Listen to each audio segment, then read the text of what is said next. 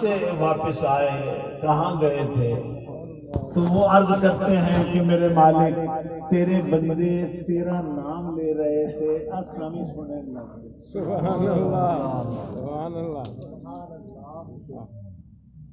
تیرے بندے بیٹھے تھے، تیرا نام لے رہے تھے، تیرے محبوب کا نام لے رہے تھے، اور بڑے جوش میں لے رہے تھے، بڑے سوچ ساتھ میں لے رہے تھے، بڑی محبت میں لے رہے تھے۔ وہیں کھڑے رہ گئے، وہیں سنتے رہ گئے۔ حضور فرماتے ہیں اللہ تعالیٰ اپنی شان کے مطابق فرمائے گا کیا انہوں نے مجھے دیکھا ہے؟ کہا نہیں دیکھا تو نہیں۔ کہا دیکھ لیں، وہاں پھر تو ان کے ذکر کی کوئی کیفیت ہی اور ہو جائے۔ کیا چاہتے تھے میرے بندے؟ یا اللہ وہ تیری رضا چاہتے تھے، جنت چاہتے تھے۔ دیکھی ہے انہوں نے؟ کون نہیں دیکھی؟ اگر دیکھ لیں تو کہا پھر تو ان کی کیفیت ہی اور ہو جائے۔ وہ اتنی محبت سے ذکر کر رہے تھے۔ تو خدا رب ذوالجلال میرے مصطفیٰ کریم فرماتے ہیں کہ اللہ فرماتا ہے پھر اے فرشتوں گواہ ہو جاؤ میں نے ساروں کو بخش دیا۔ سبحان اللہ۔ معمولی بات ہے ایسی مجلس میں جہاں اللہ والے آئے، عالم لوگ آئے، مفتی صاحبان آئے، قاری صاحبان آئے، حضور کے ثنا خان آئے، ہم جیسے غلام نوکر بھی آئے، تو یہ جو مجلس ہے جس کیفیت میں یہ لگتی ہے اور یہاں جو ایک رونق بنتی ہے، میں اس کا خلاصہ کرنا چاہتا ہوں۔ اللہ تعالیٰ اپنی بے پناہ جس کی رحمت کا کوئی کنارہ ہی نہیں ہے، وہ اپنے بندوں کو معاف کر دیتا۔ گواہ ہو جاؤ ہم نے انہیں معاف کیا۔ تو پھر فرشتگان عرض کرتے ہیں کہ مالک سارے بخش چھوڑے، اللہ اکبر، سارے ہی بخش دیتے ہیں۔ کہ مالک فرماتا ایسا سارے ہی بخش چھوڑے ہیں۔ تو پھر فرشتے بعض ہماری کمزوریوں کا ذکر کرتے ہیں کہ فلانا بندہ تو فلانی وجہ تو بیٹھا ہے، فلانا بندہ تو فلانے کم دی وجہ تو بیٹھا رہا ہے، یا فلانے نو منہ دکھانے آستے تھے اس دی بات نہ ٹالنے آستے بیٹھا رہا تے وہ بھی بخشا گیا۔ تو مجھے وہ حدیث کا جملہ بھی یاد آ گیا ہے۔ تو آپ صلی اللہ علیہ وسلم فرماتے ہیں پھر رب کیا فرمائے گا؟ فرمائے گا بالکل ٹھیک ہے جو تسی کہہ رہے ہو، ٹھیک ہے، مختلف معاملات سن لوگاں دے، لیکن جس قوم کے ساتھ بیٹھے تھے نا وہ ہم قوم لا یشقون، ہم قوم، اللہ پاک اپنے محبوب کے ذریعے فرماتا ہے کہ اللہ فرمائے گا فرشتوں بعض واقعات سننے کی نیت سے یا سنانے کی نیت سے یا ذکر کرنے کی نیت سے نہیں آئے تھے، میں جانتا ہوں، لیکن ہم قوم وہ بیٹھے ان لوگوں کے پاس تھے لا یشقا جلیسہم جن کے پاس بیٹھنے والے کبھی بدبخت نہیں۔ سبحان اللہ،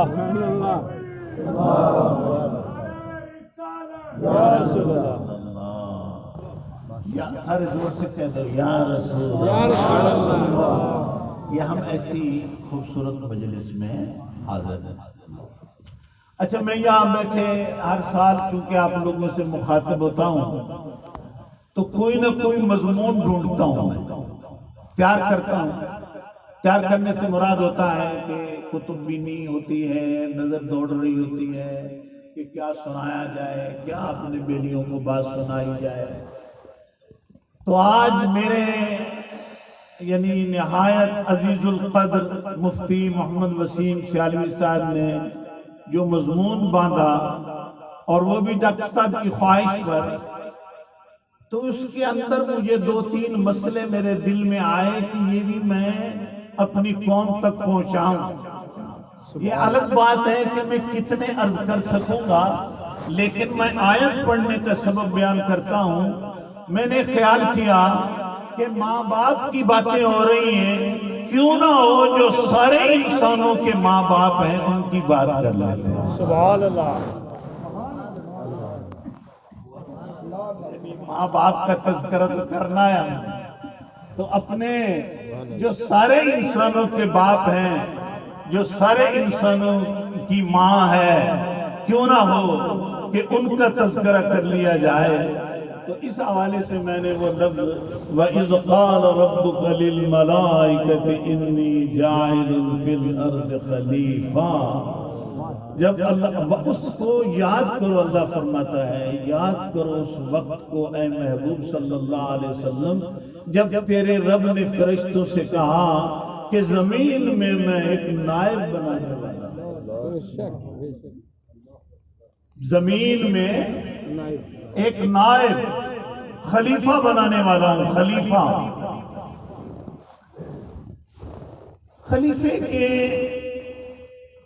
معنی عام جو ہیں وہ تو یہی ہے کہ کسی کی عدم موجودگی میں وہ اس کے قائم مقام، اس کا ایک ظاہری معنی ہے وہ کسی کی عدم موجودگی میں، یا وہ شخص وفات پا جائے تو اس کے قائم مقام جو ہوگا اس کو خلیفہ کہیں گے، یا وہ چلے گئے اس جگہ سے تو بعد میں اس کی جگہ جو نیابت کرے گا ہم اس کو خلیفہ کہیں گے. ٹھیک ہے، یا وہ غیر حاضر ہیں، موجود نہیں ہیں اور اس وجہ سے، یا انہوں نے کوئی ان کے کام ذمہ لگا دیا، اس وجہ سے نیابت کا لفظ یہ خلیفہ بمانی استعمال ہوتا ہے. اور اللہ تو ان ساری باتوں سے پاک ہے. سبحان. کوئی کہہ سکتا ہے کہ اللہ تعالیٰ اس سے مصروف ہے کہ وہ اپنا نائب بنے، اللہ آرام کر رہے ہیں کہ آئے انہیں نائب بنایا، اللہ تعالیٰ غیر موجود ہے کہ آئے اس کا نائب ہے. علماء نے لکھا کہ اللہ جس کو نائب بناتا ہے یہ اس کے نائب بنانے میں یہ علت وجہ نہیں ہے، یہ اس کی مخلوق میں سبب ہے کہ اس سبب سے لوگوں کو خلیفہ بنایا جاتا ہے. لیکن اللہ جس کو اپنی شان کا مظہر بناتا ہے، اپنی شان کا مظہر بناتا ہے، جن کو عزت و تکریم سے نوازتا ہے، ان کے لیے لفظ خلیفہ کا استعمال ہے. اللہ تعالیٰ نے آدم علیہ السلام کے لیے یہ جو خلیفے کا لفظ استعمال کیا تو گویا وہ اللہ کی شان کے مظہر ہیں، اس کی قدرت کے مظہر ہیں، اس کی صفات کے مظہر ہیں. اور انبیاء علیہ السلام کے بارے میں ہے کہ اللہ کے سارے نبی اللہ کی کسی نہ کسی صفت کے مظہر ہیں. اللہ نے انہیں مظاہر صفات خداوندی بنایا ہے. لیکن میرے بھائیوں ہم بھی کتنے خوش نصیب ہیں کہ سارے انبیاء تو اللہ کی صفات کے مظہر ہیں، مگر تیرا اور میرا رسول صرف صفات کا مظہر نہیں، اللہ کی ذات کا مظہر. سبحان اللہ، سبحان اللہ، سبحان اللہ. اگر ادھر میرے عزیز مفتی صاحب مجھے ایک لقمہ دے رہے ہیں اور پھر اس سے بات اور لمبی ہو جائے گی، میں اپنے بیلیوں کا وقت بھی خیال رکھنا چاہتا ہوں اور کوشش کرتا ہوں کہ میں اپنے عزیز القدر مولانا مفتی صاحب کے ہی مضمون سے کچھ نہ کچھ باتیں لے کر آپ لوگوں تک پہنچاؤں. ٹھیک ہے، یہ میں نے چونکہ اس کا ایک مفہوم بیان کیا اور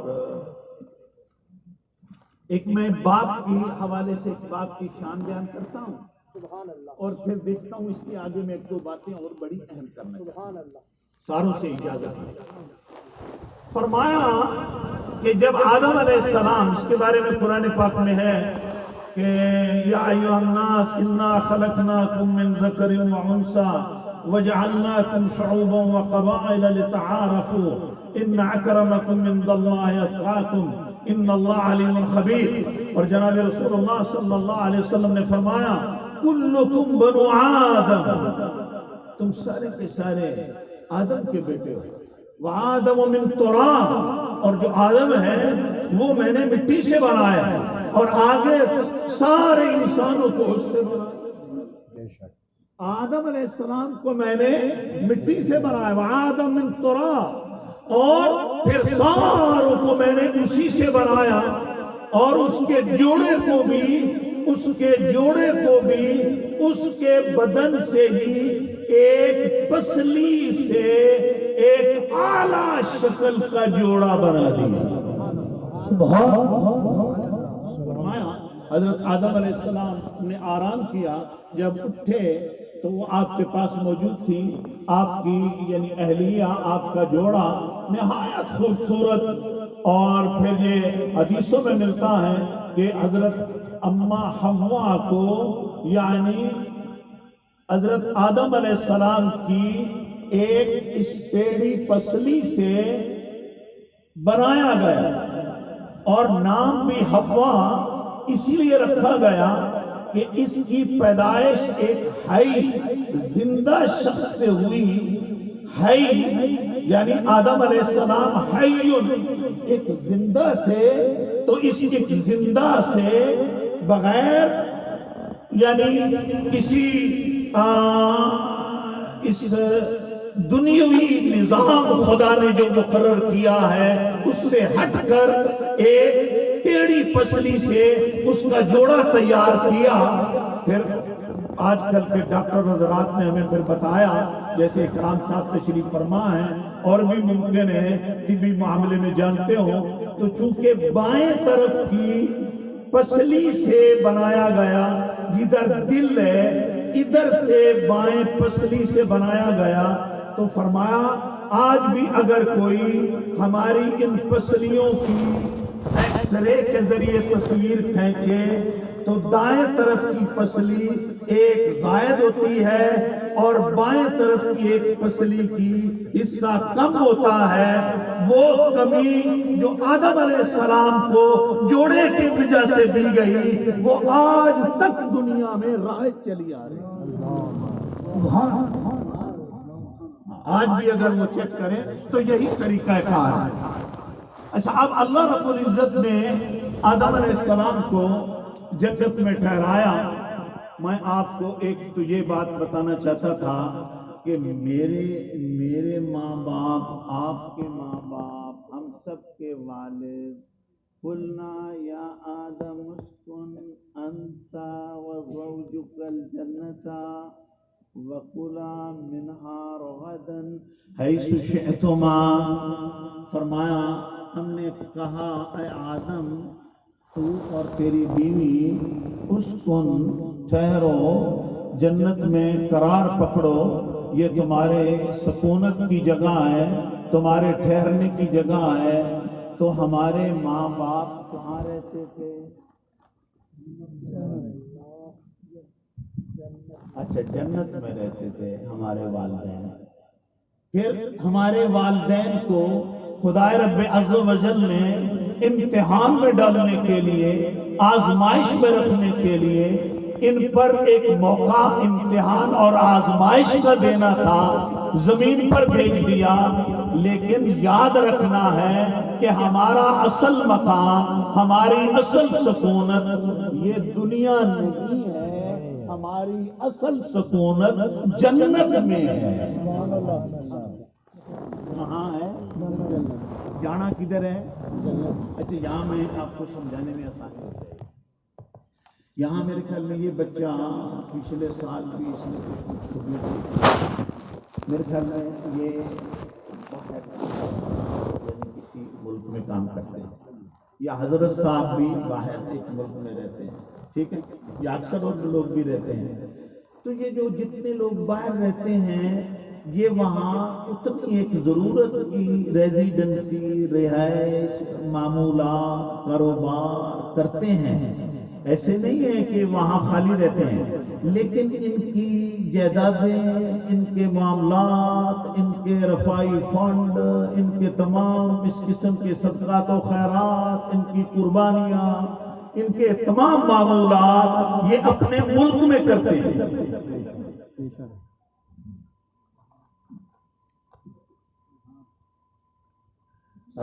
وہاں رہے لیکن اپنے ملک میں کرتے ہیں. پلازے بناتے ہیں تو یہاں، جائیدادیں خریدتے ہیں تو یہاں، صدقات و خیرات کرتے ہیں تو یہاں. اس لیے کہ ممکن ہے یہ حکومت کبھی بھی کسی بھی قانون کے تحت ہمیں اپنے ملک سے نکال دے تو پھر کیا کریں گے؟ تو سارا معاملہ اپنے ملک میں کرتے ہیں. میرے بھائی، جس سے نعرہ نہ ہوئے اتھے جائیداداں نہیں بنی دیا. سبحان اللہ، سبحان اللہ، سبحان اللہ. جہاں نہیں رہنا، سبحان اللہ. جہاں نہیں رہنا وہاں اتنا رہنے کے لیے مکان، جانے آنے کے لیے گاڑی، ضرورت کے تمام اخراجات کرنے کے لیے محنت و مزدوری، ملازمت، جاب وغیرہ کرنا ہے. یہ کام کرنے ہیں. میں آخری جملہ سمجھانے کے لیے اس پوائنٹ کا یہ کہہ دیتا ہوں، رہنا زمین پر ہے لیکن نظر جنت سے رکھنی. سبحان اللہ، ہم تو جنت کے مکین ہیں. ہمارا باپ تو جنت کا مکین ہے. میری ماں تو جنت کی رہنے والی ہے. اچھا میرے بھائیو، میں آپ لوگوں سے سوال کرتا ہوں، کیا آپ لوگوں نے کبھی سنا کہ 24 گھنٹے کے اندر ایک وقت بھی اللہ نے ہمیں دیا ہے جس کو جنتی ٹائم کہتے ہیں؟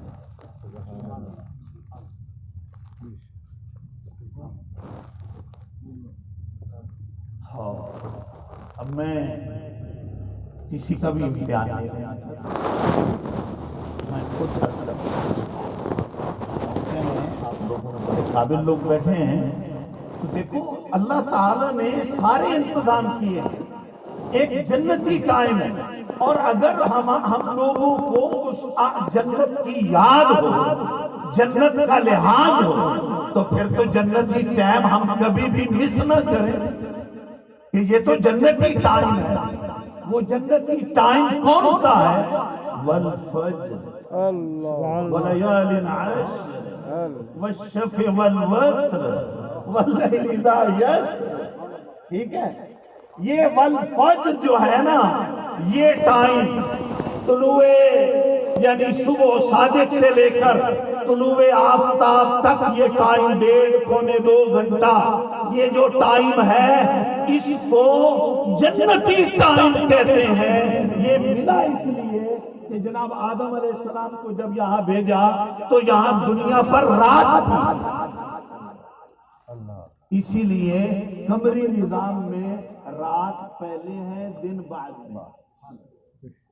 کیونکہ آدم علیہ السلام کا جب اس دنیا کی زندگی کا